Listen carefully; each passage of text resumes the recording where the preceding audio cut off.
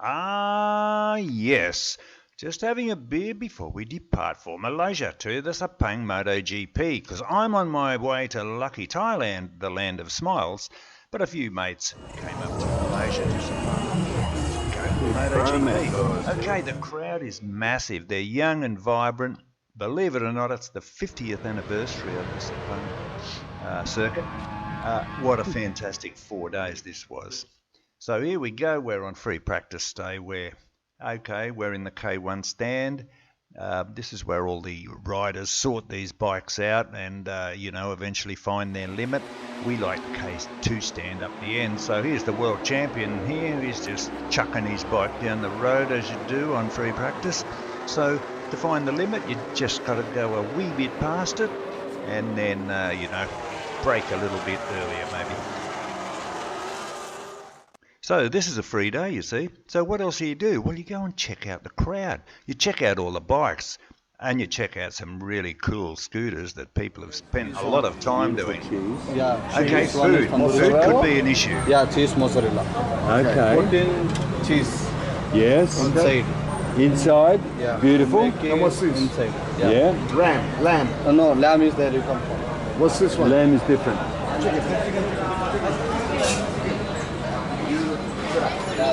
Oh, yes. Oh, this is a bit of lamb.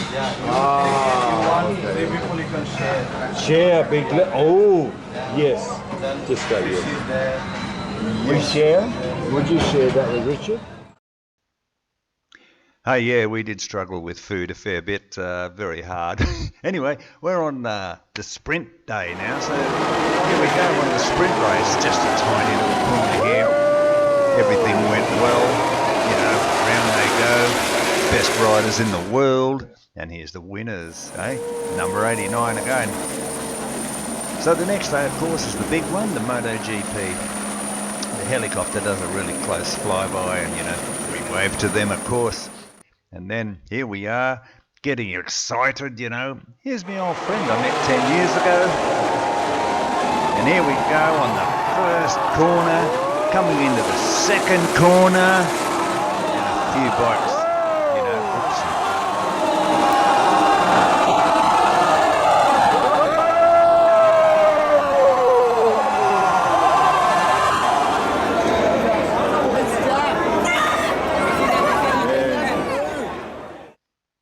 Hey, that was a really bad one. The poor bugger, old number 43, our Jack, he laid very still for a long time. They had the covers up. But eventually they got him going again. Yeah. Awesome. Yeah. Jack, he hasn't moved. Yeah. So anyway, eventually there's winners, of course. Then it's time to have a beer. They're really cold. Yeah, it's really Otherwise you have to take it back. Take it back. Oh, they're pretty cold. Thank you. Thank you. You need to pay inside. When you give money to you? Can we pay you? Give the money to you cash. Yeah, Can we pay you? How much? 60. 60. Yeah. For my heart and soul, when you feel it, that is painful. But they're good friends. They're good friends, and I'm hoping. No, I really hope. Did you watch the Big Bang? Yes. The Big Bang? Yes. The IBB channel. There. Yes. Thank you. There. Thank you. Thank you. Nice to meet you. Okay. Ah, Yen. Yen. Got it. Bye, Richard. Come on. Quick, let's go. Yeah, so it was time to say goodbye to my two mates, send them back to Perth, and I headed off to Chiang Mai. On when in contact with water, and here is a whistle to attract attention. Hey, really good information on the plane there. So there it is, Riders Corner. So the first thing I did when I got there, I hired this bike, this little Honda CB500X at Riders Corner, and my mate told me some fantastic roads to go. Okay, the second thing, of course, I had a beer. I went and saw our old Hotel Heartache from last year, and then I went to have a fantastic Thai meal with a beer. And this was my first day on the road, day 2, down to Omkoi. Fill the bike up, catch a few locals, and headed off. So straight away I went straight up into the mountains. Hey, how good was this? Couldn't see a bloody thing. Road's a bit damaged. Who cares? And he did say don't worry about wet weather gear, it does only rain for a few minutes. I took that advice.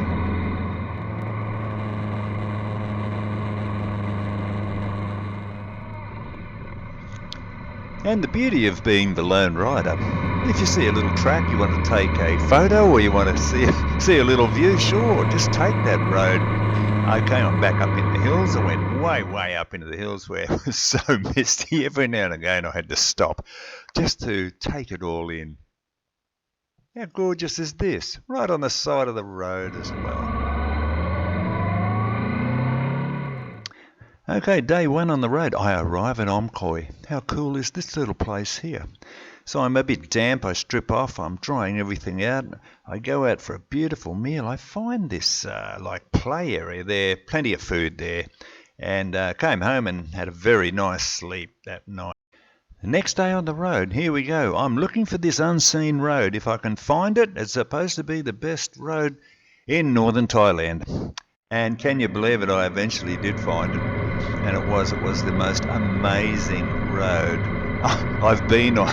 It's way up in the mountains, down in the deepest valleys. I don't know how many corners, but hey, Mae Hong Son Loop, it's probably about the same amount of corners. It's a very tiring day. It's so much fun. And very narrow road, and it's concrete. So even on the map, it calls it New Concrete Road. It hasn't got a real name yet. But mate, if you're down that way, try and find it. Hey, you can see the black lines. These are the four-wheel drives trying to get up these steep hills when it's a bit wet. And that's how steep they are. And cause a bit of damage, you know, you can imagine how much cutting and filling they had to do to get this little concrete road up through the mountains. Very exciting stuff, though.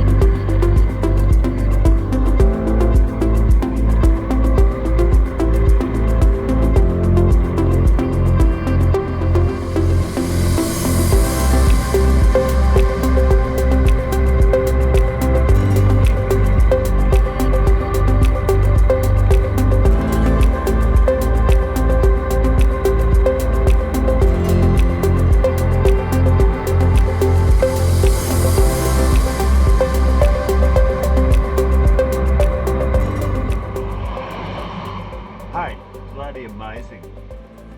Narrow road, but fantastic. So steep. I'm looking for something better than 20.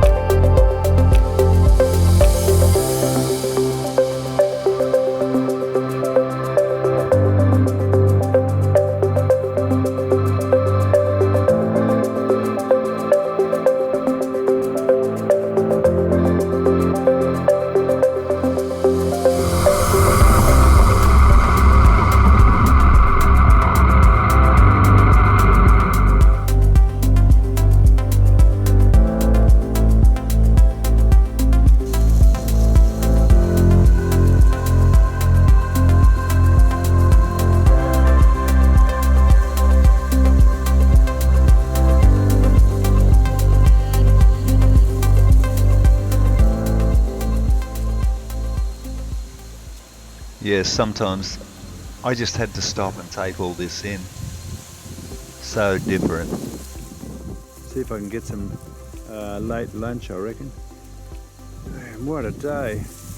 Probably the most challenging ride I've done. Pretty tired already. About 20 kilometres to go.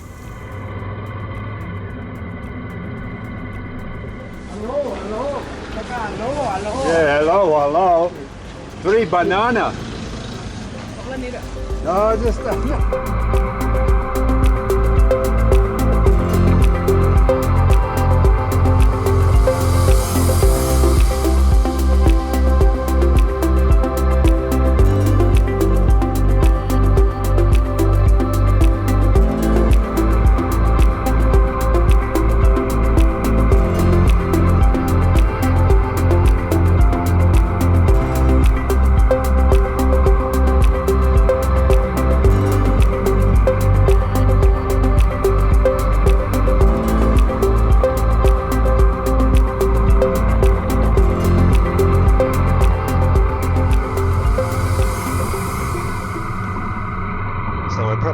a lot more than what I really should have, but I just had to take these mountains on because these are the mountains you've got to get over. And another surprising thing were these roadblocks. I went through heaps of them, but I thought I'm going to stop at this one and take them on, see what it's all about. So eventually they're really looking for, no helmets. They're looking for lights that don't work or overloaded vehicles. And because I wore all the good gear, this guy thought he'd take a little video just to show his mates of how it should be done. Or that's what I'm thinking anyway. Happy little fellows though. Can you believe, as soon as I got over the hill, it started to rain again. Just when you don't need it. At the end of a day's ride, the last thing you want is rain. So I'm wet again. I find this awesome little place though on Google Maps. Hey, it's out of the way a little bit, but nice little view of the mountains. I did ask, could I park my bike down by the unit? Hey, take it down the pathway. They don't call this the land of smiles for nothing. How accommodating is this?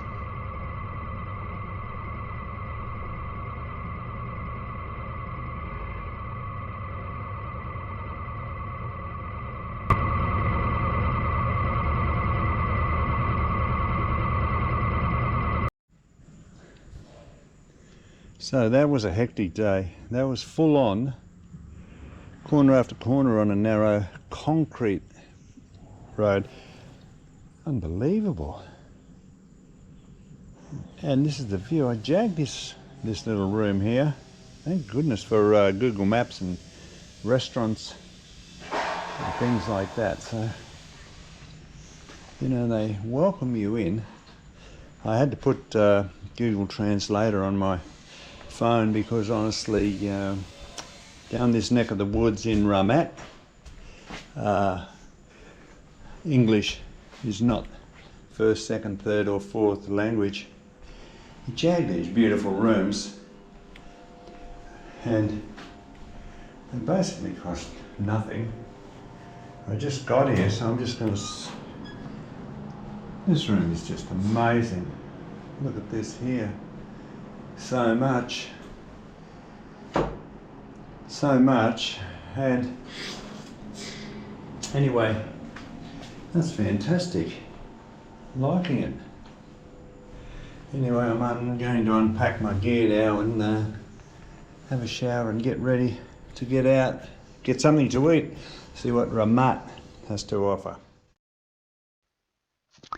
Yep, I actually went into town. I found a great coffee place and of course a beautiful meal place. I was so lucky. I had a bit of a meal, but I needed more. I needed more for breakfast. So I thought, I've got to go with the picture. But this one was in English, so hey. A little bit of breakfast, not sure what it is. Hey, listen, first 2 days is amazing. From Chiang Mai to Omkhoi. A great ride, just beautiful roads, typical Thailand roads. Omkhoi, a smaller town, pretty comfy lodgings though. And the next day I took on this unnamed road, unseen road. It's down on the map as a new concrete road. Really interesting, very narrow, but quite exciting. Up and down as well, beautiful mountain views, just hectic mountains over here. So I found this little town here, Ramat, stayed overnight in this awesome place. A bit of construction going on at the moment, you might be able to hear.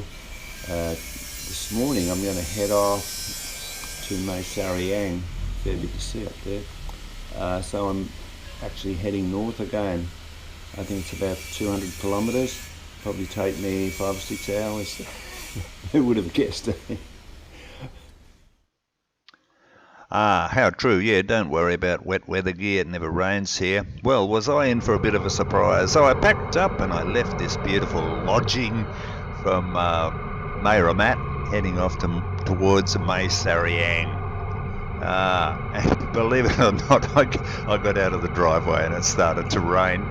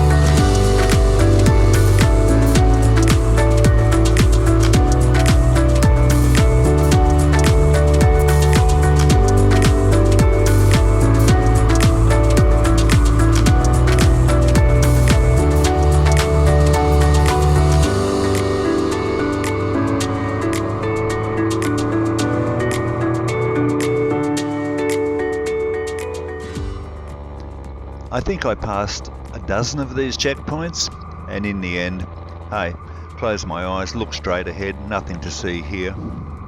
Nobody chased me, pretty happy about that.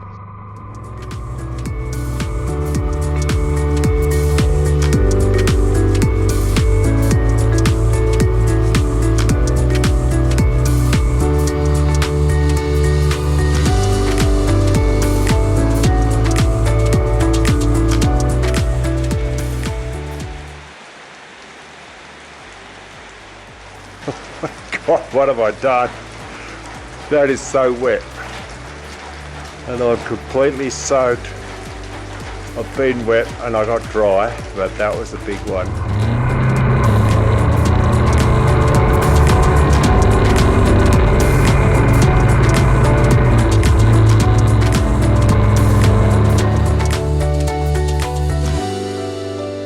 That didn't go too well today. That bloody rained. From Moramat to Malaysian, and it's still raining. That was 4 hours of sheer hell. I've had a warm shower. I feel much better. I'm going to try one of these little babies here. Oh, it's got 5% alcohol, but it tastes like a fizzy raspberry soft drink. Yeah, wish me luck. Hey, but I did have a fantastic meal straight across the road before hitting the sack, still trying to dry my gear out. Look, I have to finish part one here, otherwise it's just too long. But the next one, I do get to Lumpang, dry or not, I'll have to let you find out. But yeah, I dry my gear out again at the laundromat in Mae Sariang and head off. But yeah, in a few weeks I'll put the next episode, the closing episode up. Please join me because it's an absolute cracker.